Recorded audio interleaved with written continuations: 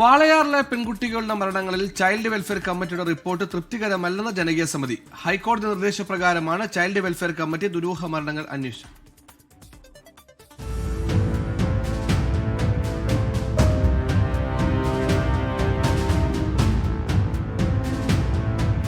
വാളയാർ പെൺകുട്ടികളുടെ മരണങ്ങൾക്ക് പിന്നാലെ CBI സമർപ്പിച്ച റിപ്പോർട്ടിലാണ് വാളയാറിലും സമീപ പ്രദേശങ്ങളിലുമായി നടന്ന കുട്ടികളുടെ ആത്മഹത്യയുടെ ഞെട്ടിപ്പിക്കുന്ന കണക്കുകൾ വെളിപ്പെടുത്തിയത്.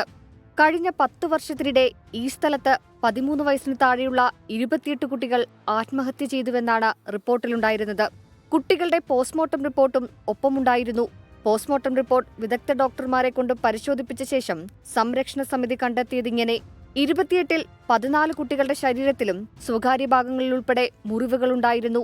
പലതും തൂങ്ങി മരണമെന്ന റിപ്പോർട്ടിലുണ്ടെങ്കിലും കുട്ടികളുടെ മൃതശരീരങ്ങൾ കണ്ടെടുത്ത സ്ഥലം, സാഹചര്യം എന്നിവയിലും പൊരുത്തക്കേടുകൾ കണ്ടെത്തി.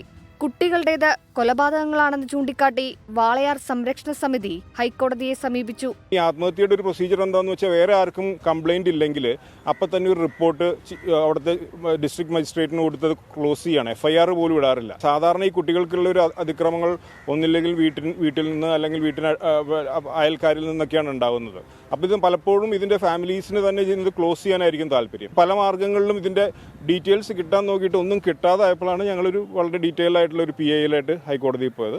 ഹൈക്കോടതി അത് സ്വീകരിച്ചു. സമഗ്ര അന്വേഷണത്തിന് ഹൈക്കോടതി ചൈൽഡ് വെൽഫെയർ കമ്മിറ്റിയെ നിയോഗിച്ചു.